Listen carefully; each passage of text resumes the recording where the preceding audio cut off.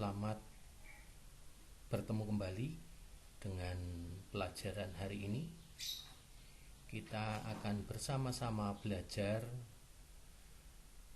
mengenai nilai dasar yang diperjuangkan oleh Yesus. Ada 4 nilai dasar yang diperjuangkan Yesus. Yang pertama adalah kebebasan anak-anak Allah.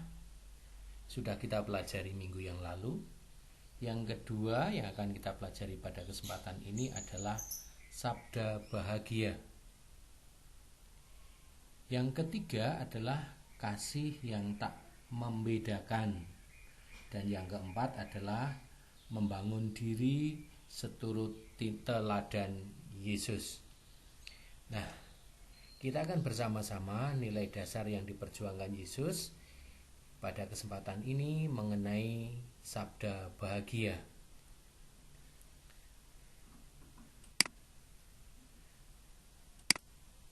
Nah, setiap orang tentu ingin hidup bahagia. Tidak ada seorang pun yang tidak ingin hidupnya bahagia. Ketika kita sakit, pasti kita tidak bahagia. Maka kita segera mencari obat agar sakit kita menjadi segera sembuh. Nah, semua orang menginginkan hidup bahagia. Nah, kalau kalian merasa bahagia itu kalau seperti apa? Nah, ada orang yang merasa bahagia kalau memiliki banyak uang. Ada yang merasa bahagia kalau memiliki rumah. Ya, awalnya belum memiliki rumah, lalu mempunyai uang, kemudian membangun rumah. Tapi orang yang sudah punya rumah misalnya karena memiliki uang yang cukup, kepingin rumahnya yang lebih besar. Maka dia membangun rumah besar, bagus, mungkin dengan halaman yang luas dan sebagainya. Di situ kebahagiaannya. Kalau sudah memiliki itu, lalu kepingin apa lagi supaya dirinya menjadi bahagia. Nah, ada orang yang kepingin orang yang bahagia itu kalau menjadi terkenal, maka mengupayakan berbagai macam cara. Kadang-kadang cara-cara yang digunakan menjadi terkenal pun tidak baik. Ada pula yang seperti itu. Nah, tetapi orang yang menjadi terkenal itu merasa bahagia. Ada pula yang merasa bahagia kalau sudah punya mobil bagus, itu bahagia. Atau mungkin mendapat juara dari berbagai macam kejuaraan yang diupayakan. Ketika mendapatkan juara saat itu merasa bahagia. Nah,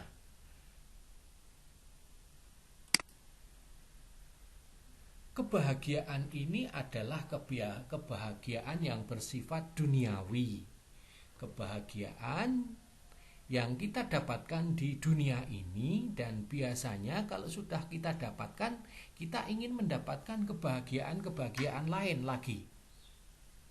Maka itu sifatnya sementara. Nah, kalau sudah mendapatkan juara misalnya, sudah pada saat itu bahagia, besok dia lomba lagi, kepinginnya mendapat juara lagi. Kalau tidak mendapat juara, kadang-kadang orang merasa menjadi down, menjadi sedih dan sebagainya. Demikian pula kalau orang sudah mempunyai mobil, lalu masih punya uang, kepingin yang lebih bagus lagi. Nah, ketika cita-citanya, keinginannya tercapai, dia bahagia. Tetapi dia masih kepingin bahagiaan yang lain lagi. Maka kebahagiaan semacam ini dinamakan kebahagiaan sifatnya sementara. Kebahagiaan yang bersifat duniawi yang sementara ini, ketika tidak tercapai, orang bisa menjadi stres. Orang menjadi sakit atau kecewa. Bahkan juga marah-marah juga bisa. Kalau kebahagiaannya ini tidak tercapai. Orang menjadi sedih, putus asa, begitu. Nah, lalu kebahagiaan yang bagaimana yang diharapkan? Yesus akan mengajarkan kepada kita tentang kebahagiaan yang bersumber dari Allah.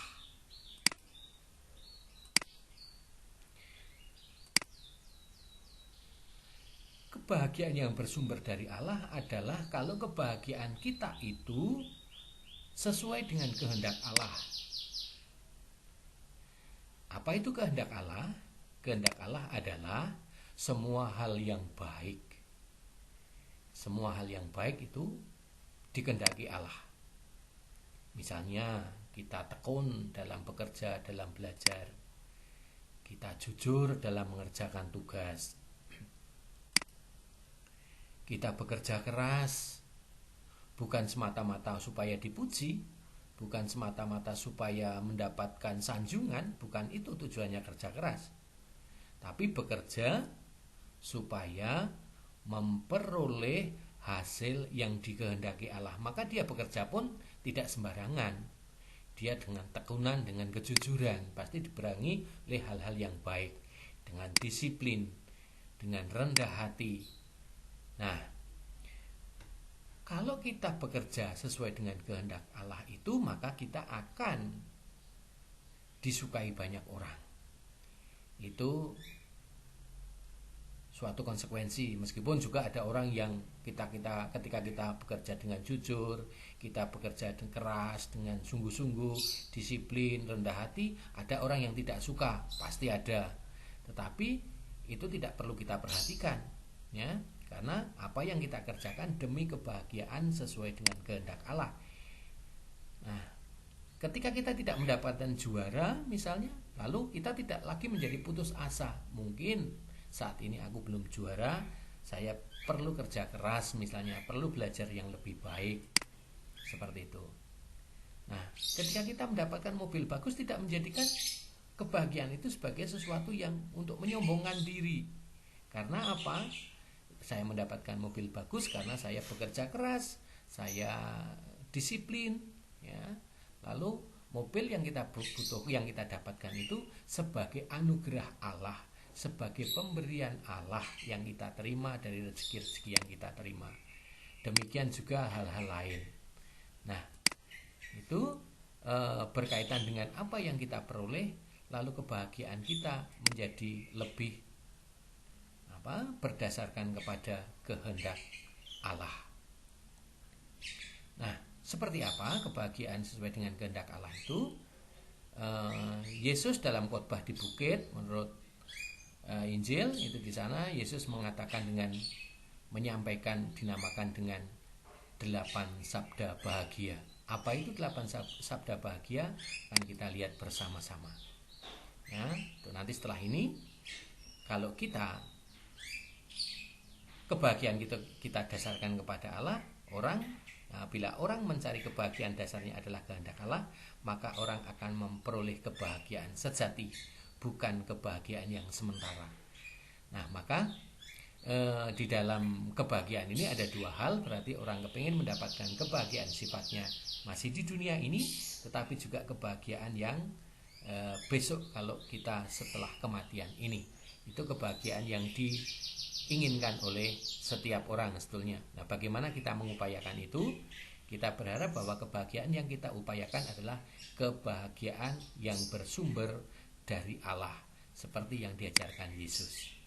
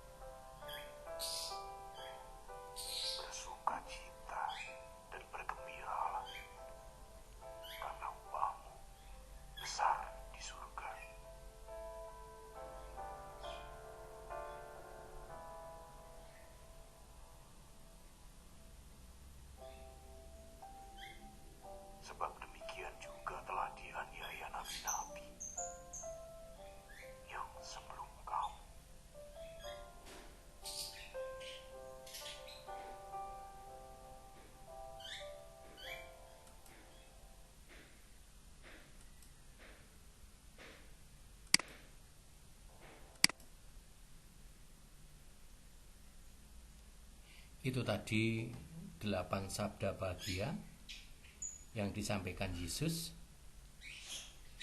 Masih ingat sabda bahagia yang disampaikan Yesus tadi? Ya. Menurut Matius 5 ayat 1 sampai dengan 12. Ini saya langsung ambil pada ayat yang ketiga saja dari bab 5 tadi. Dikatakan, berbahagialah orang yang miskin di hadapan Allah, karena merekalah yang mempunyai kerajaan surga. Berbahagialah orang yang berduka cita, karena mereka akan dihibur. Berbahagialah orang yang lemah lembut, karena mereka akan memiliki bumi. Berbahagialah orang yang lapar dan haus akan kebenaran, karena mereka akan dipuaskan. Berbahagialah orang yang murah hatinya, karena mereka akan beroleh kemurahan. Berbahagialah orang yang suci hatinya, karena mereka akan melihat Allah. Berbahagialah orang yang membawa damai, karena mereka akan disebut anak-anak Allah. Berbahagialah orang yang dianiaya oleh sebab kebenaran, karena merekalah yang mempunyai kerajaan surga. Berbahagialah kamu jika karena aku kamu dicela dan dianiaya, dan kepadamu difitnahkan segala yang jahat. Bersukacitalah dan bergembiralah, karena upahmu besar di surga, sebab demikian juga telah dianiaya nabi-nabi yang sebelum kamu. Ini adalah sabda bahagia yang disampaikan Yesus. Pada ayat ketiga dikatakan, berbahagialah orang yang miskin di hadapan Allah. Jadi miskinnya di sini adalah miskin di hadapan Allah. Apakah orang kaya bisa miskin di hadapan Allah? Nanti akan kita lihat bersama-sama. Ya. Berbahagialah orang yang duka cita dan sebagainya. Ini adalah sabda bahagia. Kita lihat bersama-sama. Apa maksudnya miskin di hadapan Allah? Maksudnya adalah mereka yang memiliki sikap percaya secara total dan berserah diri kepada Allah. Jadi miskinnya di hadapan Allah, bukan miskin karena ekonomi, bukan. Orang yang miskin secara ekonomi belum tentu merasa miskin di hadapan Allah. Tetapi orang yang miskin secara ekonomi sangat mungkin dia miskin di hadapan Allah karena seluruh hidupnya dia mengandalkan diri dari belas kasihan Allah. Apa yang dia terima dalam kehidupan sehari-harinya dipahami sebagai belas kasihan Allah, pemberian dari Allah, bukan semata-mata dari hasil kerja kita sendiri. Kalau demikian, orang yang kaya secara ekonomi bisa enggak merasa miskin di hadapan Allah? Bisa. Kalau apa yang diperoleh semata-mata bukan karena usahanya sendiri, tetapi karena itu adalah pemberian Allah, maka orang semacam ini akan bermurah hati. Apa yang diperolehnya, lalu dengan sukarela, dengan penuh syukur pula, dia akan berbagi kepada orang lain. Nah, jadi seperti itu. Jadi bukan mereka yang mengandalkan kekuatan hidup atas kekayaan, bukan pula yang mengandalkan atas kekuasaan, atas prestis, atas kekuatan fisik, jabatan, ketenaran, dan sebagainya.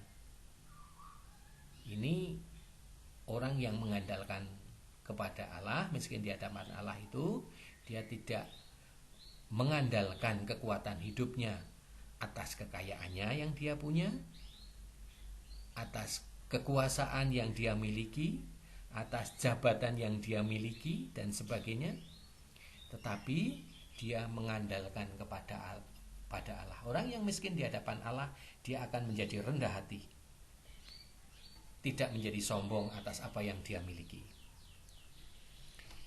Yang berikutnya, berduka cita. Maksudnya apa? Maksudnya adalah meskipun dalam penderitaan orang tetap sabar, tetap setia kepada Allah dan tidak mudah putus asa. Nah, inilah orang yang berbahagia. Orang yang berduka cita biasanya mengandalkan atau mengharapkan penghiburan. Tetapi orang yang sedang berduka cita juga bisa menjadi sombong lalu menyalahkan orang lain. Ya, marah-marah pada orang lain atas duka cita yang dialami. Orang yang semacam ini tidak mengandalkan kepada Allah. Lemah lembut apa maksudnya? Maksudnya adalah orang yang rendah hati, yang tidak mengumpat dan mengancam orang lain, tidak bereaksi keras bila dihina dan dilukai sesamanya. Ini orang yang lemah lembut. Kadang-kadang ada orang yang begitu reaktif, ya, mendapatkan perlakuan tidak adil sedikit saja sudah marah-marah, bahkan mengancam, berteriak keras, ya, seolah-olah kekuatan yang dimiliki hanya ada pada dirinya. Orang yang lapar dan haus akan kebenaran. Jadi lapar dan haus di sini adalah lapar dan haus terhadap kebenaran, bukan lapar dan haus terhadap makanan yang belum kita peroleh, tapi terhadap kebenaran. Maksudnya adalah orang yang lebih mengutamakan kebutuhan rohani demi terwujudnya kerajaan Allah. Ingat, saya sudah sampaikan berkali-kali apa itu kerajaan Allah. Kerajaan Allah bukan tempat, ya. Yang kita pahami, kerajaan Allah adalah suasana. Orang yang lapar dan haus akan kebenaran, dia akan selalu mengupayakan terwujudnya kerajaan Allah, yaitu suasana damai, aman, tentram. Di situ ada pengampunan, ya. Jadi suasana-suasana yang membahagiakan yang seperti itu. Nah, ini yang dimaksud dengan lapar dan haus akan kebenaran. Orang yang murah hati, seperti apa yang murah hati itu? Maksudnya adalah orang yang murah hati adalah orang yang mau mengampuni sebagaimana Allah murah hati dan senantiasa mengampuni.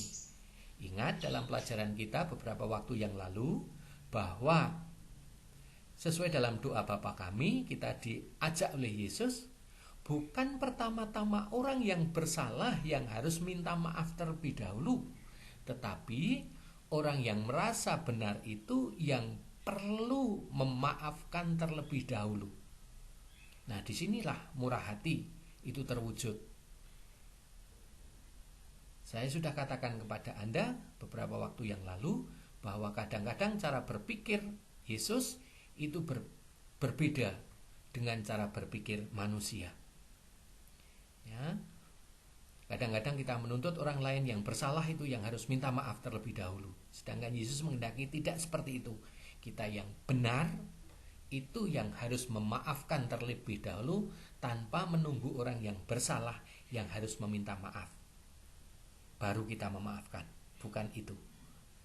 Nah, inilah murah hati. Suci hatinya seperti apa? Maksudnya adalah orang yang seluruh hidupnya mencintai, mengabdi, dan menyerahkan diri seutuhnya kepada Allah tanpa syarat.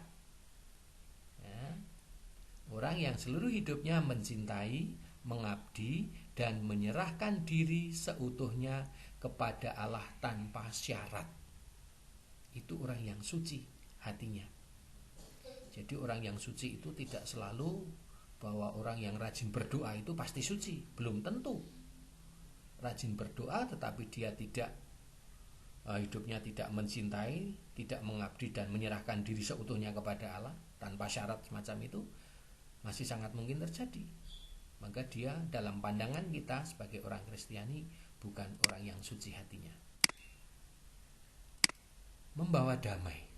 Orang yang membawa damai adalah orang yang bekerja untuk meningkatkan atau menciptakan kesatuan, kerukunan, dan cinta, kasih persaudaraan sejati antar manusia. Jadi orang yang membawa damai itu adalah orang yang bekerja untuk meningkatkan atau menciptakan kesatuan, kerukunan, dan cinta kasih persaudaraan sejati antar manusia. Itulah yang membawa damai. Yang dimaksud membawa damai. Orang yang dianiaya oleh sebab kebenaran seperti apa? Maksudnya adalah kita diajak memperjuangkan kebenaran. Ya, kebenaran menurut ajaran Kristiani. Sekalipun mereka mendapatkan berbagai penganiayaan, selalu setia kepada Kristus. Sekalipun mereka mendapat berbagai celaan dan penganiayaan sebagai bukti bahwa mereka mencintainya. Ini yang dimaksud orang yang berbahagia bila dianiaya oleh sebab kebenaran. Nah, ada banyak orang yang mendapatkan penganiayaan. Tidak selalu penganiayaan fisik, penganiayaan secara verbal pun bisa terjadi. Misalnya beberapa waktu lalu juga ada orang yang sedang beribadah secara online misalnya. Lalu ternyata ada sekelompok orang yang tidak suka karena ibadah online-nya di rumah.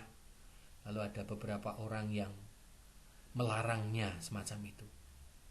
Nah, ini adalah orang yang teraniaya karena kebenaran. Tetapi dia tetap meskipun mendapatkan penganiayaan karena kebenaran itu, yang jelas harus ada syaratnya, yaitu tetap setia kepada Yesus Kristus. Meskipun mendapatkan celaan, mendapatkan penganiayaan, sebagai bukti bahwa mereka mencintai Yesus. Ada 3 hal yang akan disampaikan Yesus melalui sabda bahagia ini.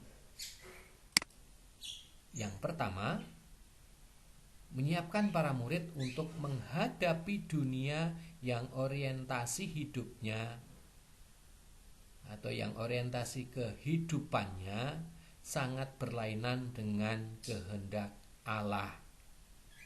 Jadi Yesus kepingin menyiapkan para murid untuk menghadapi dunia yang orientasi kehidupannya sangat berlainan dengan kehendak Allah. Kadang-kadang orang hanya berorientasi pada kebahagiaan dunia tadi, sehingga berbagai macam cara diusahakan, termasuk cara-cara yang tidak baik. Yang penting dia bahagia saat itu.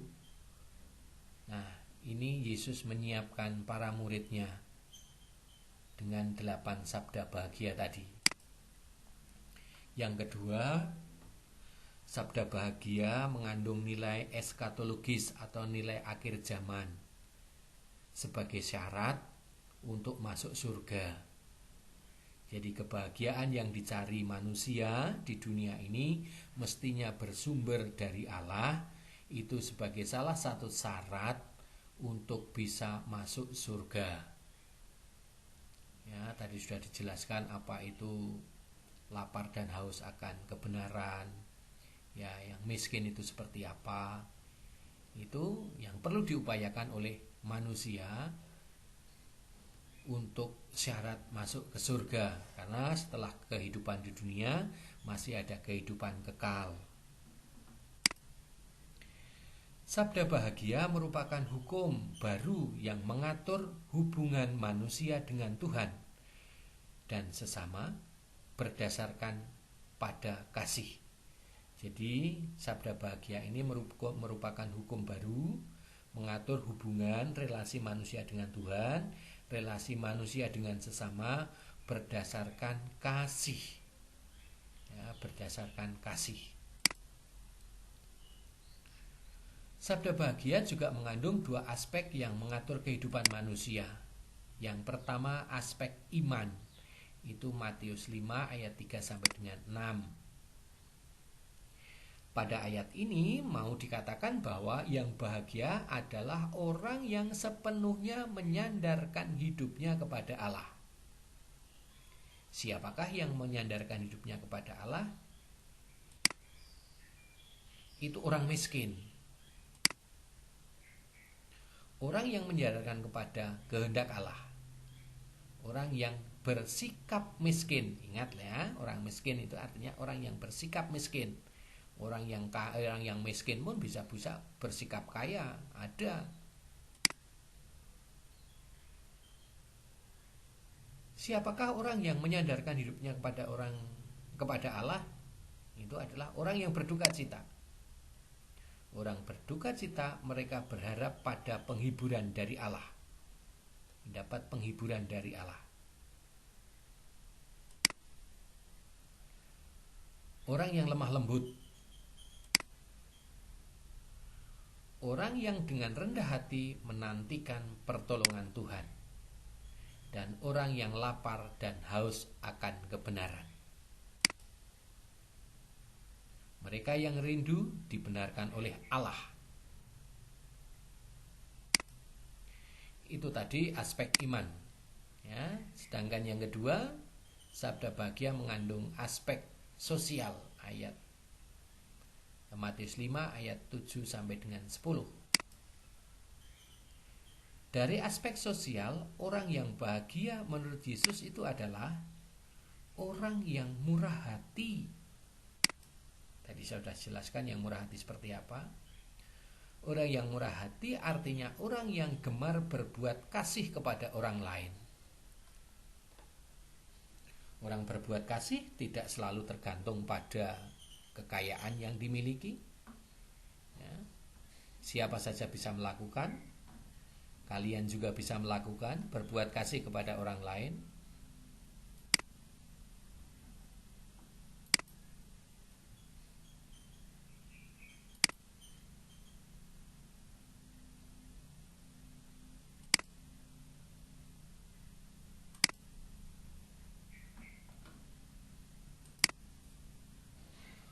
Orang yang suci hatinya, artinya orang yang sadar akan dirinya sebagai warga kerajaan Allah dan siap melakukan kehendak Tuhan. Jadi, orang yang suci hatinya tadi sudah saya jelaskan di sana, orang yang sadar akan dirinya sebagai warga kerajaan Allah dan siap melakukan kehendak Tuhan. Orang yang membawa damai. Orang yang menciptakan suasana damai dalam kehidupan sehari-hari di masyarakat, di lingkungannya. Dan orang yang dianiaya karena kebenaran, yaitu orang yang berjuang demi tegaknya kebenaran. Ini adalah aspek-aspek sosial dari sabda bahagia yang disampaikan oleh Yesus. Nah, itu anak-anak yang kita pelajari pada kesempatan ini. Selamat beraktivitas. Tentu masih ada banyak kekurangan dari penjelasan melalui video ini.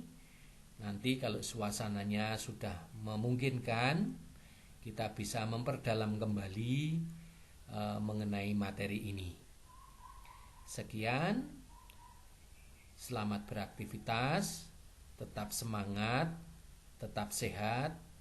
Ya, kita sudah mulai jenuh dengan belajar di rumah, tetapi apa boleh buat, situasi masih kita alami belum memungkinkan untuk belajar bersama di sekolah. Saya juga sudah rindu kehadiran Anda semua untuk berjumpa belajar bersama-sama. Karena meskipun saya guru, tetapi saya juga tetap selalu bisa belajar kepada Anda. Ada banyak yang bisa saya peroleh dari Anda dan itu mengembangkan diri saya sebagai seorang pribadi. Demikian kita akhiri kegiatan kita. Jangan lupa berdoa ya. Terima kasih.